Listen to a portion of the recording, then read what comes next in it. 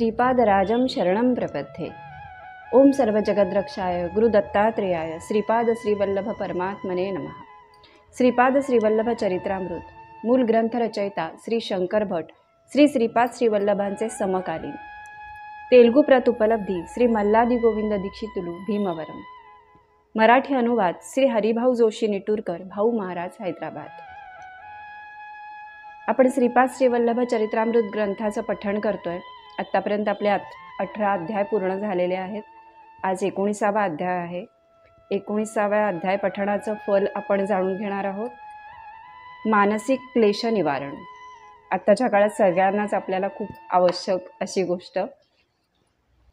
नमस्कार, मी सौ मृणाल मनोज गोखले। शिवाय चॅनलवर आपलं मनापासून स्वागत। चॅनलला सबस्क्राईब केलं नसेल तर कृपया सबस्क्राईब करा, बेल आयकॉनवर क्लिक करा, म्हणजे आपल्या पुढच्या व्हिडिओचं नोटिफिकेशन येईल आणि कुठचाही अध्याय चुकणार नाही।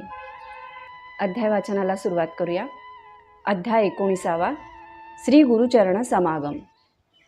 वल्लभेश्वर शर्मा दंपती, सुबर्णा शास्त्री आणि मी असे 4 जण श्रीपाद प्रभूंच्या लीलांचे स्मरण करीत होतो। त्याच वेळी त्यांच्या घरी एक दूरचा नातेवाईक लिंगण्णा शास्त्री आला। तो वेदशास्त्र पारंगत होता। लिंगण्णा शास्त्री म्हणाला, मी पित्याच्या तर्पणानिमित्त पादगया क्षेत्री पवित्र असलेल्या पिठिकापुरम क्षेत्रात आलो। माझे आजोबा कर्मठ ब्राह्मण होते। ते धनवान असले तरी स्वभावाने मितव्ययी होते। ते शास्त्रात सांगितल्याप्रमाणे संकटात असलेल्या लोकांना काही उपाय सांगून त्यांना आपलेसे करून घेत असत। पितृदेवतांना संतुष्ट करण्यासाठी भाविक लोक 10 प्रकारचे दान यथाशक्ती देत असत। परंतु माझे आजोबा अत्यंत थोड्या पैशात सर्व विधी आटोपून स्वतःचा अधिकाधिक फायदा होईल असे पाहत। त्यांचा व्यवहार ब्राह्मण धर्माला साजेसा नव्हता। काही कालावधीनंतर वार्धक्याने त्यांना मृत्यू आला। माझे वडील सुद्धा माझ्या आजोबांसारखेच होते। कालांतराने त्यांचा सुद्धा मृत्यू झाला। मी मात्र शास्त्रानुसार आणि माझ्या सामर्थ्यानुसार पितृदेवतांचे श्राद्ध तर्पण आदी कर्मे करीत असे। आमच्या घरी अकारण होणाऱ्या ग्रहकलहामुळे माझी मनःशांती नेहमी भंग पावत असे। परमशांत स्वभावाचे माझे आप्तमित्र आमच्या घरात पाऊल टाकताच रौद्र रूप धारण करीत। याच वेळी माझी पत्नी रुसून आपल्या माहेरी गेली। माझा मुलगा मुलगी जावई या सर्वांनी माझा पदोपदी अपमान करून जीवन नकोसे केले होते। माझे जीवन नरकमय झाले होते। जीवनात धन असेल तर जीवन जगण्यात आनंद वाटतो, परंतु माझ्याकडे तर धन नव्हतेच, शिवाय गृहकलह या सर्वांना कंटाळून मी आत्महत्या करण्याचा निर्णय केला। परंतु मरणानंतर पिशाची योनी प्राप्त होण्याची भीती वाटत होती। माझ्या मृत्यूनंतर माझी शास्त्रोक्त पद्धतीने अंत्यक्रिया होणार नाही हे निश्चित होते। एके दिवशी मी गोशाळेतील सर्व साफसफाईचे काम आटोपून जेवणासाठी येऊन बसलो। त्या दिवशी सुनेने विटलेले अन्न वाढून दिले। त्याला वास येत होता। त्यात थोडे किडे सुद्धा दिसले। गोशाळेतील कामाने मी अत्यंत थकून गेलो होतो आणि भुकेने डोळ्यात आसवे येत होती। माझी स्थिती फारच दयनीय झाली होती। माझे आप्त सखे पुत्र कांता कन्या हे खरेच माझे आहेत का? हा सारा मायाजाळ तर नाही ना? माझ्या मनात गोंधळ उडाला होता आणि विचारशक्ती कुंठित झाली होती। इतक्यात एका अवधूताने मला दर्शन दिले। करुणेचा महाप्रवाह त्याच्या नेत्रातून ओसंडूत होता। त्या करुणामूर्तीस पाहून मी लहान बालकासारखा त्यांच्याकडे धावत गेलो। ही व्यक्ती माझ्या चिरपरिचयाची असल्यासारखे मला वाटले। मी त्या अवधूतांच्या दिव्य चरणांवर डोके ठेवून नतमस्तक झालो। ते दिव्य चरण मी हृदयात स्थापित केले। अवधूतांनी थाळीतील अन्नास स्पर्श करून ते शुद्ध केले, परंतु ते विटके अन्न अदृश्य होऊन त्या ठिकाणी हलवा नावाचा गोड पदार्थ आला। त्या थाळीतील थोडा हलवा अवधूतांनी खाल्ला आणि उरलेला मला प्रसाद म्हणून दिला। तो मी अत्यंत आनंदाने खाऊन तृप्तीची ढेकर दिली। त्या प्रसादाच्या सेवनाने माझ्यात नवीन शक्तीचा संचार झाल्यासारखे वाटले। अवधूतांनी नंतर मला एक पहार दिली व ईशान्य दिशेस खोदण्यास सांगितले। बराच मोठा खड्डा झाला। त्यात 2 कुत्र्यांचे अस्थिपंजर देह दिसले। अवधूतांनी त्या खड्ड्यात तांदळाची पेस्ट टाकण्यास सांगितली। त्यांच्या आदेशानुसार मी त्यात पेस्ट टाकून तो खड्डा बुजवून टाकला। त्यावर ते अवधूत म्हणाले, तुझी पिशाच बाधेपासून मुक्तता झाली आणि तुझ्या घराची आता स्थलशुद्धी झाली। आता तुला सर्व गोष्टी अनुकूल होतील। पादगयेप्रमाणे महिमा असलेल्या पिठिकापुरमहून तुला बोलावणे आले आहे। तू तात्काळ प्रवासाची तयारी कर, बाकी व्यवस्था मी पाहीन। आपण पिठिकापुरम येथे भेटू। अवधूतांच्या आदेशानुसार मी पिठिकापुरमला जाण्यास निघालो। घरी कोणाला सांगितले नाही। अगदी अंगावरील एका कपड्यानिशी निघालो। थोडे अंतर जाता सायंकाळ झाली। एका आमराईत मी प्रवेश केला। तेथील यजमान नरसिंहप्पा याने माझे यथोचित स्वागत केले। खाण्यासाठी आंबे आणि इतर गोड फळे दिली। ती खाल्ल्याने माझी भूक शांत झाली। त्या आमराईच्या यजमानाच्या विनंतीनुसार मी रात्री तेथेच मुक्काम केला. सकाळी स्नान संध्यादी आटोपून पुढे जाण्यास निघालो तेव्हा नरसिंहप्पाने मला आंबे एका वस्त्रात बांधून दिले. अवधूतांनी सांगितल्याप्रमाणे माझी खाण्याची व राहण्याची उत्तम सोय झाली होती. त्या अवधूताच्या लीलेचे मोठे आश्चर्य वाटत होते. त्यानंतर तो नरसिंहप्पा मला म्हणाला, कालपासून माझ्या स्वप्नात एक अवधूत येत आहे. तो अवधूत मला म्हणाला, तुझ्याकडे उद्या एक सद्ब्राह्मण येईल. त्याचे उत्तम प्रकारे स्वागत करून जाताना त्याला वस्त्रदान आणि दक्षिणासुद्धा दे. मार्गात खाण्यासाठी त्याला तुझ्या शेतातील आंबे दे. मला पडलेले स्वप्न आज खरे झाले. तुमची सेवा करण्याची संधी मला भाग्याने मिळाली. तुमचे दर्शन झाले. मी धन्य झालो. या घडलेल्या घटनेवरून मला असे नक्की वाटते की ते अवधूत साधीसुधी व्यक्ती नसून तो कोणीतरी दिव्य महापुरुष असावा. मी पुढच्या प्रवासास निघालो. नवीन वस्त्र धारण करून वेदस्मरण करीत चालत असताना मला माझ्या देहात विद्युत प्रवाह जोरात होत असल्याचा अनुभव आला. त्या विद्युत प्रवाहाने मला एका अनामिक सुखाची अनुभूती होत होती. माझ्यासोबत एक वेद पारंगत महापंडित चालत असल्याचा मला भास झाला. तो वेदातील सावित्री मंत्राचा उच्चार करीत होता. मी सुद्धा त्यांच्याबरोबर वेद म्हणत होतो. एवढ्यात तो म्हणाला, सावित्री वर्णन मुख्य मंत्र आहे. त्रेतायुगापासून भारद्वाज ऋषींनी सावित्री काटक चयन केले. ते सुद्धा पिठिकापुरम येथेच घडले. कधीतरी केलेले विधान आज सत्य होऊन पिठिकापुरम येथे श्री दत्तात्रय प्रभू श्रीपाद श्री वल्लभांच्या रूपात अवतरित झाले आहेत. वेद हे अपौरुषीय आणि ईश्वर निर्मित आहेत. वेद पठणाचा अधिकार ब्राह्मणांनाच आहे, परंतु वेदाध्ययन सर्व वर्णांच्या लोकांना करता येते. ब्राह्मण कृष्णाची भक्ती करीत, परंतु कृष्ण मात्र ब्राह्मणांचा सत्कार करून त्यांचे पाय धुवून ते पाणी आपल्या शिरावर प्रोक्षण करीत. तुला पिठिकापुरमहून बोलावणे आहे. तू किती भाग्यवान आहेस. तेव्हा मी म्हणालो, अहो महाराज, श्रीपाद वल्लभ कोण आहेत? त्यांचा महिमा मला वर्णन करून सांगाल काय? अरे बाबा, श्रीपादांचे दर्शन सर्व पापांचे क्षालन करणारे असते. ते साक्षात दत्तात्रय प्रभू आहेत. त्यांची जन्मभूमी पिठिकापुरम क्षेत्र आहे. पूर्वयुगात ज्या ज्यावेळी धर्माला ग्लानी आली त्या त्यावेळी परमेश्वरांनी पृथ्वीवर मानवी अवतार घेऊन सज्जनांचे रक्षण आणि दुष्टांचे हनन केले. त्या काळी विष्णुदत्त आणि सुशीला हे एक पुण्यवान दंपती राहत होते. सुशीला एक साध्वी स्त्री असून आपल्या पातिव्रत्याने आणि साधना सामर्थ्याने ती सती अनुसूये समान होती. विष्णुदत्त एक अत्यंत विद्वान, आचारसंपन्न, सच्छील ब्राह्मण होता. त्याने आपल्या साधनेने आणि विद्वत्तेने अत्री ऋषीप्रमाणे स्थान प्राप्त केले होते. या उभय दाम्पत्यांनी सती अनुसूया आणि अत्री मुनीबरोबर तादात्म्य स्थिती प्राप्त करून घेतली होती. ही स्थिती निराकार असून नेत्रांना अगोचर असते. त्याचे वर्णन शब्दाने करता येत नाही. या स्थितीचा अनुभव मात्र घेता येतो. विष्णुदत्त आणि सुशीला पुढील जन्मात सुमती राणी आणि अपलराज शर्मा या रूपात जन्मास आले.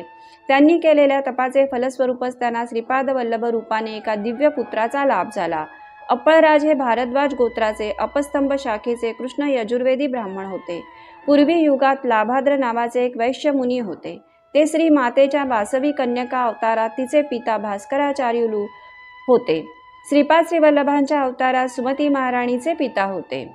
तू पिठिकापुरमला त्या महान पुरुषांचे दर्शन घेऊ शकशील. तुझे उत्तम आदरातिथ्य करून दक्षिणा वस्त्रदान दिलेल्या शेतकरी पूर्वजन्मात पिठिकापुरममधील व्यंकटपय्या श्रेष्ठी आणि त्यांचे वडील सुबरामय्या श्रेष्ठी यांच्या घरी सेवक होता. परमपवित्र अशा सुबरामय्या श्रेष्ठींच्या घरी सेवा करण्याने आणि ते पवित्र अन्न ग्रहण केल्याचे फलस्वरूप तो एक वतनदार होऊन सर्व सुखांचा लाभ घेत होता.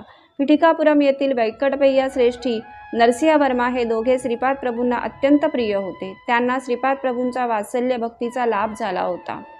कर्मबंधन हे सर्व बंधनात अत्यंत क्लिष्ट बंधन आहे. यज्ञ करताना चुकून जरी पवमान घट फुटला तर यज्ञ करणारा ब्राह्मण शिर फुटून तात्काळ मृत्युमुखी पडतो असे शास्त्रवचन आहे. परंतु सध्याच्या काळात पवमान घट फुटला तरी यज्ञ करणाऱ्या ब्राह्मणास काही होत नाही. याचे कारण काय? असा प्रश्न श्रीपाद प्रभूंना शिष्यांनी विचारला. तसेच वेदशास्त्रात सांगितलेल्या यज्ञफलस्वरूप शुभ घटना घडतात, परंतु अशुभ घटना मात्र घडत नाहीत. याचे कारण काय? श्रीपाद प्रभू म्हणाले, पुत्रा, सध्याच्या काळात यज्ञ संपन्न करताना विद्युत पदार्थ तितके प्राणघातक नसतात. यज्ञ करणारे पुरोहित उत्तम साधक असावे लागतात. त्यांच्याजवळ योगाग्नी भरपूर प्रमाणात असावा लागतो. त्या अग्नीने पवमान घटातील विद्युत जळू शकते. महायोगी असणाऱ्या पुरोहिताने शास्त्रविधीपूर्वक यज्ञ केल्यास त्याचे चांगले फळ मिळून विश्वाचे कल्याण होते. परंतु असे न घडल्यास यज्ञाची प्रक्रिया घडते, परंतु वेदशास्त्रोक्त फळ मात्र मिळत नाही. यज्ञादी कर्मात देण्यात येणारी दक्षिणा रुपये 16, 116, 1116 अशा संख्येतच दिली जाते. यात सुद्धा रहस्य दडलेले आहे. गोत्र हे पितृसंबंधित असते. हे सृष्टीच्या अंतापर्यंत बदलत नाही. धर्म हा 7 पुरुषांमध्येच फिरत असतो. सपिंड हे मातेशी संबंधित असते. विवाहयोग्य मुलगा आणि धन ही 2 उत्तम कर्माची फळे आहेत. स्त्री ही अग्निरूप असते, ती प्रकृतीत आवश्यकच असते. श्रीपाद श्रीवल्लभ अद्वैत मताचे पुरस्कर्ते होते. ते आदि शंकराचार्यांप्रमाणे पक्षपात रहित होते. गुणभेद नसणाऱ्या श्रीपादांना कुलभेद मुळीच नव्हता. आदि शंकराचार्यांनी आपली हेमविद्या सत्वगुणी ब्राह्मणाला न देता रजोगुणी असलेल्या गौड कुलातील लोकांना दिली. शंकराचार्यांना वाटले हेमविद्या जर ब्राह्मणांना दिली तर ते धनाच्या मोहाने त्यांच्या इष्टधर्माचे पालन करणार नाहीत. शंकराचार्यांप्रमाणे श्रीपाद प्रभूंनी जाती, वर्ण, मत, वय यांचा भेद न करता प्रत्येकाच्या योग्यतेनुसार अनुग्रह दिला. पृथ्वी, आप, तेज, वायू आणि आकाश ही पंचमहाभूते आणि मन, बुद्धी, अहंकार ही अष्टधा प्रकृती जडस्वरूप आहे. 1 हे चित्र प्रकृतीचे प्रतीक. 2 पासून 10 पर्यंत असलेल्या 8 संख्या जड प्रकृतीच्या द्योतक आहेत. 0 हे ब्रह्मतत्वाचे दिग्दर्शक आहे. 9 या संख्येत पूर्ण पृथ्वीच्या कार्यकलापाचे रहस्य दडलेले आहे. श्रीपाद श्रीवल्लभ हसून म्हणत 2 चौपाती देव लक्ष्मी आणि 2 पोळ्यांसाठी भिक्षा मागत असत. हे 2, 4, 9, 8 या संख्येचे प्रतीक आहे. स्वामींच्या बोलण्यात नाना अर्थ दिसून येत. सृष्टीतील सर्व द्वंद्वाचे 2 हे प्रतीक आहे. देहाचे स्थूल, सूक्ष्म कारण आणि महाकारण अशी 4 प्रतीके आहेत. ब्रह्मतत्व हे कधीच बदलत नाही. ते 9 या संख्येचे द्योतक आहे. महामाया ही 8 या संख्येने दर्शवली जाते. श्रीपाद श्रीवल्लभ अर्धनारी नटेश्वर आहेत. श्रीपाद श्रीवल्लभांचे विराट रूप. मी ब्रह्मतशील नगरातील पेनुगोंडा गावाचा रहिवासी आहे. माझे नाव गणपती शास्त्री असून मी वेदाध्ययन करण्यासाठी वायसपूर गावात आलो. गुरूंची सेवा करीत मी वेदाध्ययन करीत असे. माझ्या गुरुदेवांच्या घराजवळ त्यांची शेती होती. गाई वासरे होती. मी गाई वासरांना चरण्यासाठी रानात घेऊन जात असे. तसेच त्यांचे दूध काढून त्याचे वाटप करण्याचे कामसुद्धा आनंदात करीत असे. एके दिवशी मी गायींना घेऊन गेलो असताना मला 10 वर्षाचा एक अत्यंत तेजस्वी बालक दिसला. तो आमच्या शेतात आला. त्याच्या गळ्यातील जानवे पाहून तो ब्राह्मणच असावा असा दृढ विश्वास वाटला. मी त्याला विचारले, तुझ्या गळ्यात जानवे दिसते, तू कोण आहेस? त्यावर तो बालक म्हणाला, मीच आहे. सृष्टीतील सारी तत्वे माझ्यातच सामावलेली आहेत. सर्वांना आधारभूत असणारा तो मीच आहे. माझ्यातील ब्राह्मणांची लक्षणे पाहून मला ब्राह्मण समजलास हे काही चूक नाही, परंतु तेच सर्व काही सत्य नाही. माझ्यातील क्षत्रियांची लक्षणे पाहून मला कोणी क्षत्रिय समजल्यास ते खोटे नाही, परंतु ते पूर्ण सत्य नाही. माझ्यातील वैश्य लक्षणे पाहून जर कोणी मला वैश्य समजल्यास ते असत्य नाही, परंतु ते पूर्ण सत्य नाही. माझ्यातील शूद्राची लक्षणे पाहून कोणी मला शूद्र समजल्यास ते खोटे नाही, परंतु ते पूर्ण सत्य नाही. तू मला चांडाळ समजलास तरी ते अयोग्य नाही, परंतु तेही संपूर्ण सत्य नाही. मी सर्व सीमांच्या पलीकडे आहे, अतीत आहे. सत्य किंवा असत्य असणाऱ्या प्रत्येक विषयापासून मी अतीत आहे, परंतु त्यांच्या आधारभूत सुद्धा आहे. मी परमसत्य आहे. हे अवधूतांना ज्ञात आहे. माझा धर्म हा परमधर्म आहे. तो सर्व धर्मांच्या अतीत आहे आणि त्याचा आधार सुद्धा आहे. हेच माझे परमप्रिय तत्व आहे. सृष्टीतील जीवात असणाऱ्या प्रेमतत्वापेक्षा हे सुमधुर आहे. एवढेच नव्हे तर ते सर्वांचा आधार आहे. तू आणि मी पुरुष असलो तरी स्त्रियांप्रमाणे वर्तन करतो. स्त्री असली तरी ती पुरुषांप्रमाणे वर्तन करते. अर्धनारी नटेश्वर या 2 रूपांनी एकत्र असलेला मी मन वाचेस अगोचर असून दिव्यानंद तत्व मीच आहे. इतक्या विलक्षण अशा रूपाने युक्त असलेल्या मला तू कसा ओळखशील? त्या गुरख्याने असे सांगताच माझ्या अंगात कापरे भरले. माझ्या मनस्थितीची कल्पना येऊन तो दिव्य गुराखी म्हणाला, आत्ताच मी शनिदेवाशी बोललो. मी या गणपती शास्त्रीस चित्रविचित्र बंधनांनी बांधून त्यास त्रास दिला. त्यावेळी तो मला बंधनातून मुक्त करण्यासाठी विनवू लागला. त्यावर मी म्हणालो, मी याचे कर्मफळ गायीच्या दुधाच्या रूपात ग्रहण केले. तू अशा बंधनात पडू नकोस. हे ऐकून माझ्या अंगात कापरे भरले. माझ्या पत्रिकेत या काळात माझी दयनीय स्थिती दाखवली होती. मी काही बोलण्याच्या स्थितीत नसताना तो गुराखी एका गायीजवळ जाऊन म्हणाला, हे गायत्री, मला खूप भूक लागली आहे, दूध देशील का? त्या गोमातेने होकारार्थी मान हलवली आणि तिच्या स्तनातून उष्ण दुधाच्या धारा वाहू लागल्या. त्या गुराख्याने पोटभर दूध प्याले. आश्चर्याची गोष्ट अशी की ती गाय वांज होती, तरी तिने त्या गुराख्यास दूध दिले. तो गुराखी तृप्त होऊन एका आंब्याच्या झाडाखाली बसला. मी त्याच्याकडे पुन्हा एकदा पाहिले. त्या गुराख्याबरोबर एका 10 वर्षाची शेतकऱ्याची कन्या होती. दिसायला दोघे सुंदर होते. त्यांचे विनोदी संभाषण सारखे ऐकावेसे वाटे. त्यांचे बोलताना होणारे हावभाव नयनरम्य होते. तेवढ्यात व्यंकटपय्या श्रेष्ठी त्यांच्या घोडागाडीतून उतरले. त्यांच्याबरोबर एक 10 वर्षाचा तेजस्वी बालक होता. तो श्रीपाद श्रीवल्लभ असल्याचे मला नंतर समजले. माझ्या गुरुदेवांना ही भूमी व्यंकटपय्या श्रेष्ठींच्या वडिलांच्या स्मृतिप्रित्यर्थ त्यांनी दान दिली होती. त्या भूमीस लागूनच त्यांचे एक विस्तीर्ण शेत होते. त्या शेतीची पाहणी करण्यास श्रेष्ठी पीठिकापुरमहून वायसपूर या ग्रामात येत असत.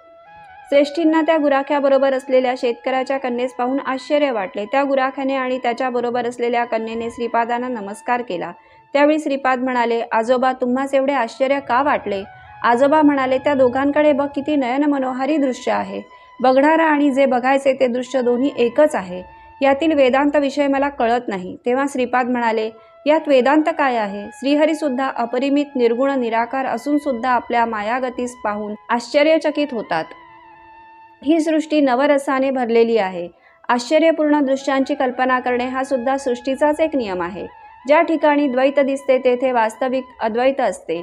तर द्वैत खरे का अद्वैत खरे हे विचार करून सांगावयास हवे.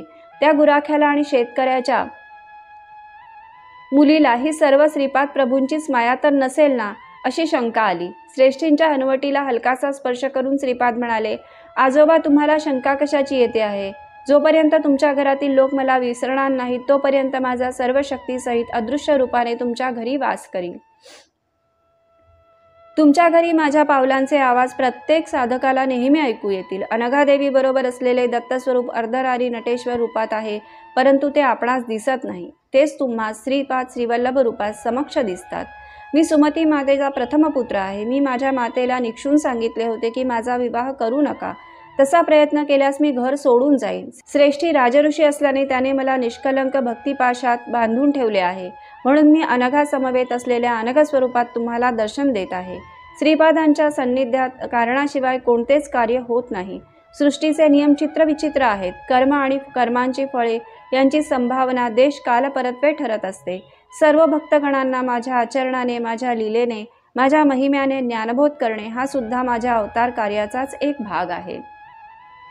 श्रीपाद प्रभू आमच्या बरोबर असे बोलत असताना त्यांची कांती आमच्या समक्षच एका अनामिक तेजाने झळकू लागली. ते नंतर आंब्याच्या झाडाकडे वळले. ते त्या झाडाकडे पाहत असतानाच त्या शेतकऱ्याच्या मुलीची आणि गुराखी मुलांची कांती दैदिप्यमान होऊन ते श्रीपाद प्रभूंच्या रूपात विलीन झाले. वसंत ऋतू नसतानाही कोकिळा आंब्याच्या झाडावर बसून मधुर स्वराने गाऊ लागली. त्या झाडाला एकच एक फळ लागले होते. ते फळ श्रीपाद प्रभूंनी तोडले. ते कच्चे फळ स्वामींच्या हस्तस्पर्शाने तात्काळ पिकून मधुर रसभरीत झाले. ज्याप्रमाणे एक माता आपल्या शिशूस मोठ्या प्रेमभराने गोडा पदार्थ भरविते, जेवणातील प्रत्येक पदार्थ शिशूने खावा म्हणून त्यास गाणे म्हणून गोष्टी सांगून भरविते, तितक्याच प्रेमाने श्रीपाद प्रभूंनी तो गोड आंबा श्रेष्ठींना खाऊ घातला.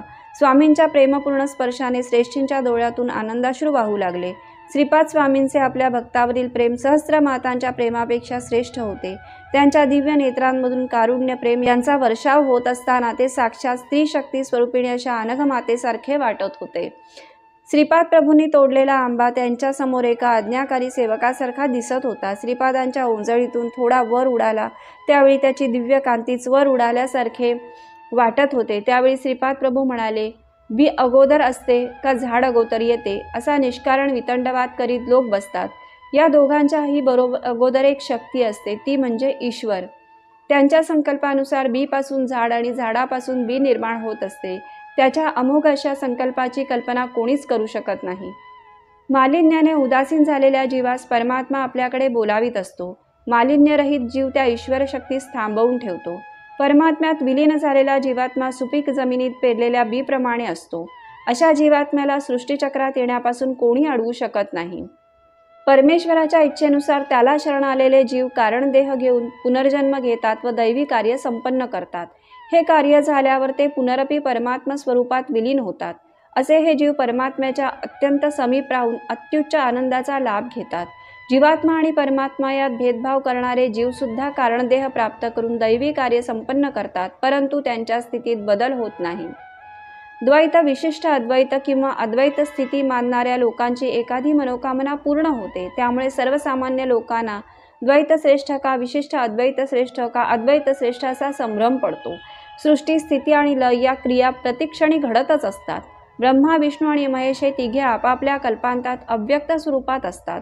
ते परमेश्वराच्या महासंकल्पास अनुसरून व्यक्त साकार रूपात येऊन नवीन स्वरूपात निर्माण केलेल्या ब्रह्मांडात सृष्टीची उत्पत्ती करतात. जीवांना आपापल्या संस्कार आणि योग्यतेनुसार विश्वपालनाच्या कार्यात हातभार लावावा लागतो. या कार्यात त्यांना दैवी शक्तींची मदत होत असते. या दैवी शक्तींना विरोध करणाऱ्या अनेक राक्षसी शक्ती सुद्धा असतात. यवन लोक सगुण रूपात असलेल्या निराकार देवाला अल्लाह असे संबोधतात, तर ईसाई लोक त्यालाच येशू असे म्हणतात. संबोधन कोणत्याही नावाने केले तरी सर्वांमध्ये एकच आदरणीय, प्रेमळ, करुणायुक्त असे दिव्य चैतन्य प्रवाहित होत असते. सर्व धर्मात, सर्व मतात, सर्व सिद्धांतात स्वयंप्रकाशाने चमकणारे मूळ तत्व मीच आहे. प्रत्येक जीवाच्या इच्छा, आकांक्षा यांना अनुसरून त्या मार्गाने त्या स्थितीला अनुसरून चालविणारा मीच आहे. मी सर्व तंत्रांमध्ये स्वतंत्र असल्याने मला साध्य अथवा असाध्य असे कोणतेही विधान नाही. सर्व देवदेवतांच्या स्वरूपात अंतर्हित जाज्वल्याने प्रकाशित होणारा मीच आहे. त्यामुळे त्या स्वरूपाद्वारे पूजा, स्तोत्र या सर्व उपचारांचा स्वीकार करणारा मीच आहे. सर्वांना बोध करणारा मीच आहे. कलिपुरुष अंतर्धान पावल्यानंतर सर्व मातातील सार असलेला सनातन धर्म म्हणजे माझेच स्वरूप आहे असे ज्ञान उदयास येईल. त्यावेळी साधक बहिर्मुखाने किंवा अंतर्मुखाने माझे सदैव दर्शन घेतील. त्यांच्याशी प्रेमळपणाने संवाद साधणारा मीच आहे. वेदांतात सुद्धा प्रथम सत्य, नंतर ज्ञान आणि त्यानंतर ब्रह्म असे वर्णन आहे. मीच तिन्ही सत्य, ज्ञान आणि ब्रह्मस्वरूप आहे. नास्तिकांना देव नाही असे सांगणारा मीच आहे. आस्तिकांना देव आहे याची साक्ष मीच देतो. समस्त गुरुस्वरूप माझेच आहे. सत्यलोक, सत्यनाम, गोलोक, महाशून्यातील समस्त साधना स्थितीत स्वयंप्रकाशित प्रकाशमान असा मीच आहे. जो साधक माझी निर्मल भावभक्तीने आराधना करतो, जीवनाचा सारा भार माझ्यावर सोपवून मला अनन्य भावाने शरण येतो, त्याचा योगक्षेम मी नेहमीच चालवितो. मी श्रीपाद आहे, मी श्रीवल्लभ आहे. आजोबा तेव्हाचा अतिप्राचीन असा योगी अत्रि अनुसूयानंदन आज श्रीपाद श्रीवल्लभच आहे. भारद्वाज मुनींना दिलेल्या वचनानुसार मी पिठिकापुरम या क्षेत्री अवतार घेतला आहे. श्री व्यंकटपय्या श्रेष्ठी यांच्या नेत्रातून आनंदाश्रूंचा पूर ओसंडून वाहू लागला. त्यांनी श्रीपाद प्रभूंना गाढ आलिंगन दिले. त्यांना आज झालेल्या आत्मानुभूतीचे वर्णन शब्दांकित करणे केवळ अशक्य होते. थोडा वेळ थांबल्यानंतर ते सहस्थितीत आले आणि श्रीपादांना म्हणाले, अरे बाळा श्रीपादा, आमच्या वंशावर तुझी अशीच सदैव कृपा असू दे. आमच्या सर्व गोत्रजांवर तुझा अनुग्रह असू दे. आमच्या आर्य वैश्य कुळावर तुझी छत्रछाया सर्वदा असू दे. त्यावर श्रीपाद प्रभू म्हणाले, तथास्तु. ब्राह्मणाला 1 वर मागण्याचा अधिकार आहे, क्षत्रियांना 2 वर मागण्याचा, वैश्यांना 3 वर मागण्याचा, तर शूद्रांना 4 वर मागण्याचा अधिकार आहे. 33 कोटी देवांच्या साक्षीने मी वरदान करीत आहे. बापानाचार्युलूंच्या घरात ज्या ठिकाणी माझा जन्म झाला त्या स्थानी श्रीपाद श्रीवल्लभ महासंस्थान उभारले जाईल. हे महासंस्थान तुमच्या घरापासून 33 पावलांच्या अंतरावर असेल. तसेच ते श्री बापानाचार्युलूंच्या व श्री नरसिंह वर्मा यांच्या घरापासून सुद्धा 33 पावलांच्या अंतरावरच असेल. तुमच्या वंशातील 33व्या पिढीतल्या व्यक्तीस निमित्त मात्र करून माझ्या संस्थानाची निर्मिती करून सर्व व्यवस्था मीच पाहणार आहे. तुमच्या वंशातील मार्कंडेय नावाच्या महापुरुषास या संबंधी मी आदेश देणार आहे. तो असा, त्याने गुरुवारी माध्यान्ह काळी कोणत्याही एका रूपात येऊन मला नैवेद्यासाठी केलेल्या पदार्थाचा थोडा भाग स्वीकारावा. यामुळे मार्कंडेय गोत्रात जन्मलेल्या सर्वांवर माझा सदोदित अभयहस्त राहील. यांची सदैव उन्नती होत राहील. तू इच्छिल्याप्रमाणे आर्यवंशावर सर्वदा माझी कृपादृष्टी राहील. आर्यवंशीयांना राज्याधिकार मिळतील. भविष्यात आर्यवंशी भारताचा राजा होईल आणि विधिलिखितानुसार तो पिठिकापुरमला येईल. त्याला माझा अनुग्रह प्राप्त होईल. नेपाळ राज्यातून असंख्य भक्तगण पिठिकापुरमला माझ्या दर्शनासाठी येतील. हे माझे वक्तव्य काळा दगडावरील रेघेप्रमाणे आहे. सृष्टीतील कोणताही प्राणी त्याला असत्य ठरवू शकणार नाही. आजोबा, कालांतराने माझ्या या जन्मभूमीवरील बरीच परिवर्तने घडतील. या स्थानाच्या नूतनीकरणात भूमीतून मृण्मयी पात्र मिळेल. पिठिकापुरम या क्षेत्री निर्माण होणाऱ्या महासंस्थानाच्या देवकार्याला धनसेवा करण्याचे भाग्य केवळ पूर्वसुकृतानेच लाभते. आर्यवंश कुलातील एखाद्या भाग्यवान व्यक्तीलाच धनसहाय्य करण्याचे महाभाग्य लाभणार आहे. त्याच्याकडून हे देवकार्य घडून येणार आहे. अविश्वासू अहंकारी लोक प्रत्येक वेळी तुला मदत मागून तुला महत्त्व देतील. माझे चरित्र पारायण करणाऱ्यांना अभिष्ट सिद्धी प्राप्त होतील. पिठिकापुरम या क्षेत्रात माझ्या संस्थानांशी संबंधित कोणत्याही सत्कार्यात सहभागी होणाऱ्या भक्तांना मी सर्व बंधनातून मुक्त करीन. पिठिकापुरम क्षेत्री माझ्या चित्रा या जन्म नक्षत्रावर जो श्रद्धेने माझी अर्चना करील त्याला मी ऋणबंधनातून मुक्त करीन. कुमारिकांना सुयोग्य वर मिळून त्यांचे विवाह संपन्न होतील असा माझा आशीर्वाद आहे. भूतप्रेत पिशाचातील अदृश्य शक्तीपासून झालेल्या व्यथा मी दूर करीन. श्रावण शुद्ध पौर्णिमेस माझी बहीण वासवी कन्यका हिने मला राखी बांधली. तो पुण्य दिवस आहे. या दिवशी पीठिकाभ्रम क्षेत्रात माझ्या सान्निध्यात जो साधक येईल त्याच्या भाग्यात चित्रगुप्ताकडून महापुण्य लिहिले जाईल. या सर्वांना मी स्वतः प्रमाण आहे. माझ्या लीला स्वयंप्रमाण आहेत. सूर्याने सूर्याशी साक्ष कशी द्यावी. श्रीपाद प्रभूंच्या या वक्तव्याने सारेजण अत्यंत भारावून गेले. त्यांच्या लीलांचे वर्णन करणे महाकठीण आहे. दुसऱ्या दिवशी मी वल्लभेश्वर शर्मा दंपती, सुबण्णा शास्त्री, लिंगण्णा शास्त्री श्रीपाद प्रभूंच्या दर्शनासाठी कुरुगड्डीला निघालो. श्रीपादांनी आम्हाला पुन्हा एकदा आशीर्वाद दिला आणि सुहास्य वदनाने ते म्हणाले, आहा, काय ही चर्चा रंगली. श्रीपाद श्रीवल्लभ संस्थानाचे वर्णन करण्यात खूप वेळ गेला. मल्लादी यांचे ऋण, व्यंकटपय्यास यांचे ऋण, श्रेष्ठी यांचे ऋण, तसेच वत्सबाई यांचे ऋण कधीच फेडता येणार नाही, असे सांगून स्वामींनी मौन मुद्रा धारण केली. श्रीपाद श्रीवल्लभांचा जय जयकार असो.